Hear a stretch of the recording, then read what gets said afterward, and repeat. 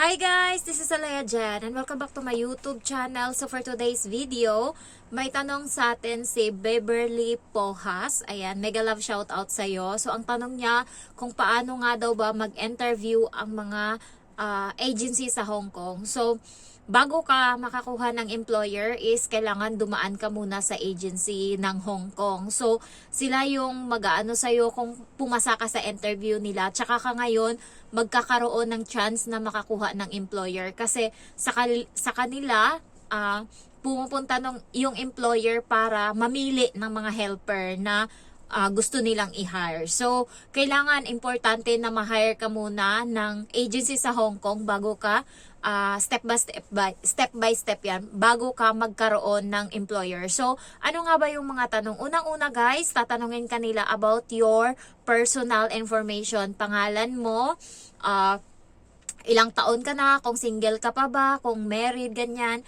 kung ex-abroad ka or first-timer, tsaka kung ano yung napag-aralan mo.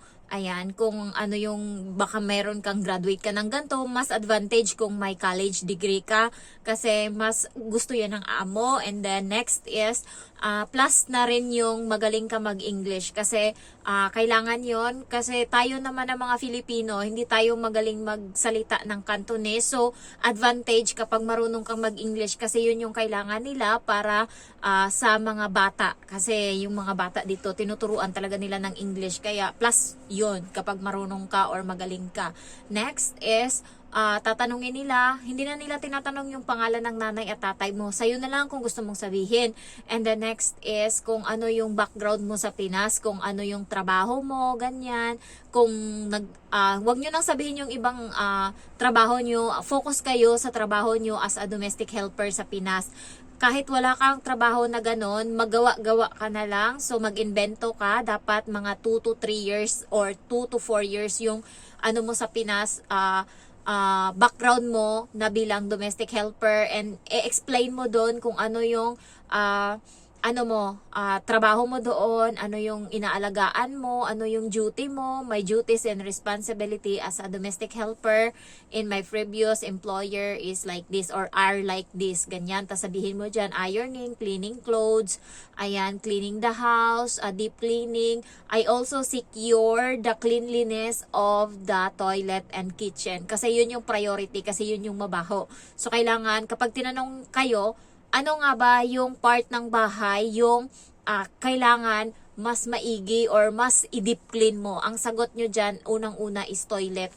Pangalawa na yung kitchen. Ayan. So, tandaan nyo yan kasi may ibang mga employer na pati yan tinatanong kung paano pati hawakan yung bata. Kapag sinabi mong nag-alaga ka ng newborn sa Pinas, tatanungin ka ngayon kung paano mo hahawakan ang newborn. So, may tamang procedure dyan ng paghawak. Sa Kings, tinuturo nila or yung papel, may question and answer portion. Meron ako niyan dati kasi iniwan ko sa Pinas.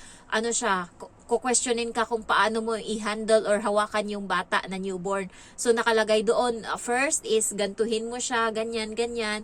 Tapos, paano mo padidiin yung bata or ano, yung step by step procedure sa pagpapadede ng bata. So, kailangan ganito mo siya padidiin. May mga ano niyan guys, kailangan kung ano ready kayo, mag-research na kayo or mag-search na kayo kung paano yung tamang proseso na kailangan mag-burp yung bata pagkatapos niya dumede, ganyan-ganyan. So, kailangan alamin niyo yan. Ako, napagdaanan ko na yan dati. So, magti 3 years na ako dito. So, nakalimutan ko na. Pero dati guys, sa ulo ko yan lahat. Kung paano padidiin yung bata, ganyan-ganyan. Kaya kailangan pasukin nyo rin yung butas ng karayom na pinasok ko. Kasi isa yun sa mga steps kung paano ka ma-hire as domestic helper sa Hong Kong.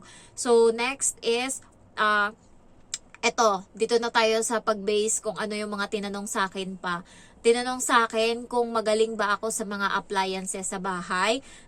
Sabihin nyo na lang, yes ma'am, kahit hindi. Yes ma'am, I know how to operate the washing machine, rice cooker, oven, ayan, vacuum cleaner, ganyan. Kasi tinanong ako noon, tapos hindi ko alam kung ano yung mga electronics na ganon, or iron, sagot nyo pa ironing.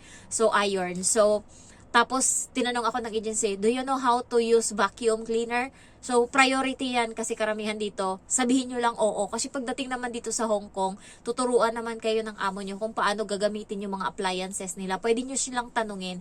Pwede nyo silang, ma'am, how to use this one. Magtuturo yan sila. Kaya, hindi kayo mahihirapan guys. Kasi yung mga amo dito, hindi naman sila sobrang ano talaga. Sa una, alam nila na hindi mo alam yan, tuturuan ka nila. Kasi ako, tinuruan ako kung paano magluto sa rice cooker. Kasi iba yung rice cooker sa Pinas, iba yung rice cooker dito. Paano ng Thermomix, yung parang machine siya na pwede ka na dyan magluto ng pagkain na hindi mo na kailangan maghalo-halo. Siya na mismo yung maghalo-halo doon sa loob.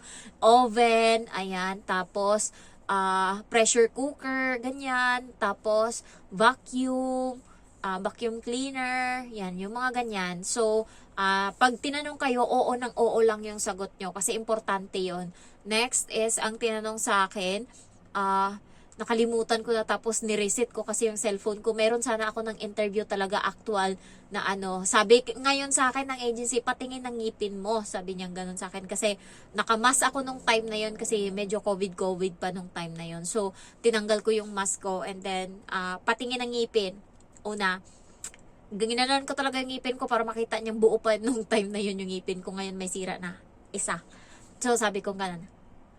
Very good, very good. Kasi may mga Chinese na ayaw nila na ano ba, yung hindi ka hygienic or hindi ka malinis sa katawan mo. So, next is,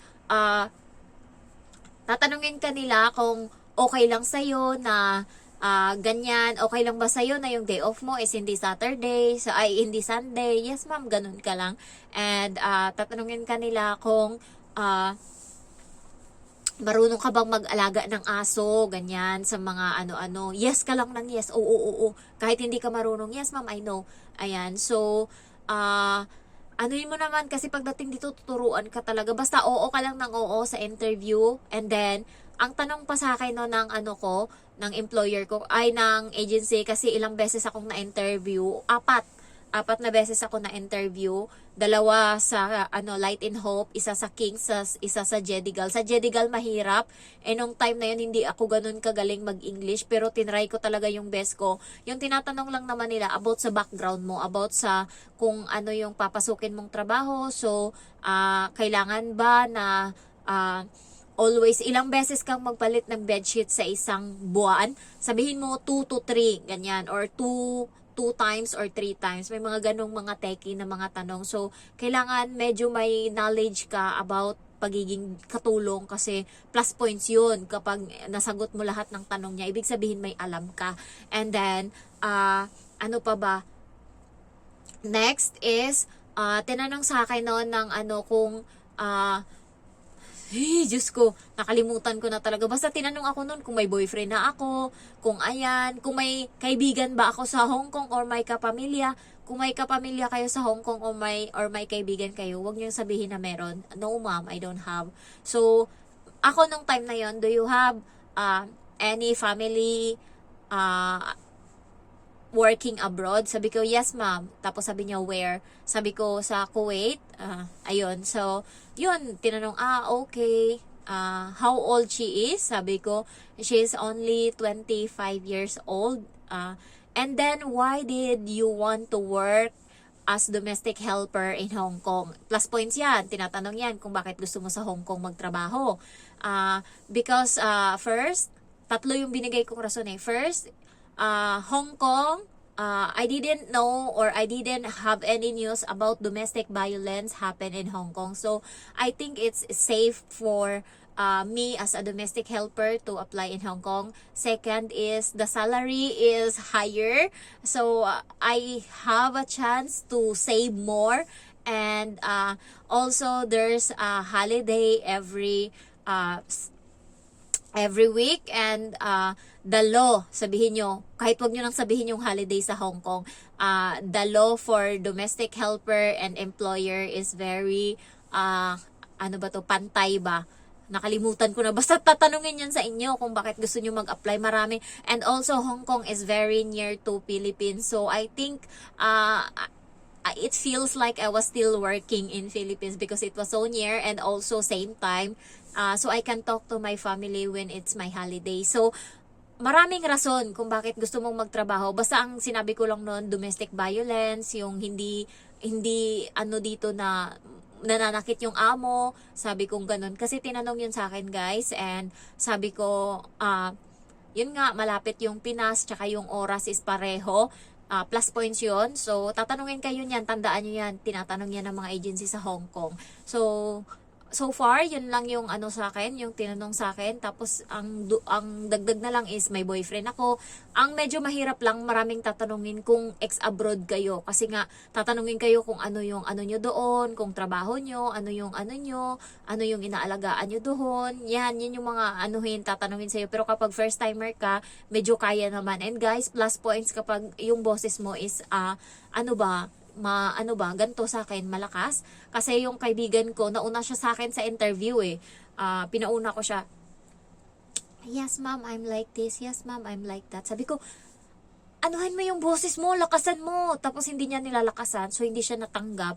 Kailangan guys, confident ka kapag sumagot ka. Tapos ganito ba, yung boses mo is maintindihan, loud and clear. Kasi yun yung ano talaga. Ako kahit pandak ako noon, nilaban ako ng agency sa Hong Kong na pumasa. Ako lang yung nag-apply na 410, tas parang ina-underestimate nga ako ng mga kasamahan ko kasi ako yung pandak, tapos hindi din naman ako mataba kasi nga ako 52 lang ata ako noon, tapos yung iba malalaki katawan, ganyan.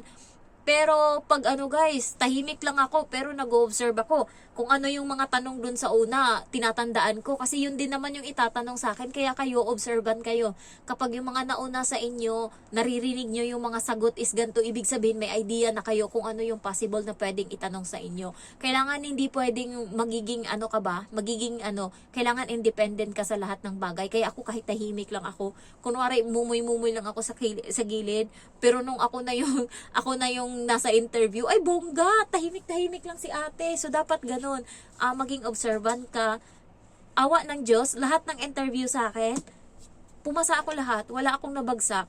Siguro bumagsak lang ako nung nag-apply ako sa mall. Pero dito, hindi ako bumagsak kasi pinag-aralan ko talagang maigi. Kaya kung gusto mo mag-apply sa Hong Kong, kailangan pag-aralan mo kung ano yung mga tips, kung ano yung mga pasukin nyo na. Ako lahat ng mga vlog noon, ng mga vlogger na nagbablog about Hong Kong, talagang inano ko talaga yan lahat. Binusisi ko lahat kada gabi. Nauubos yung oras ko, 2 hours ako nanonood ng mga vlog party sa Hong Kong. Kasi nga, gusto kong makapasa. So, ayun lang guys. Thank you for watching and sorry kung nagkakamot ako. Kapag tapos talaga akong maligo, dry yung katawan ko. Puro sugat yan kasi nga sa winter. So, thank you for watching and I love you all. Bye-bye.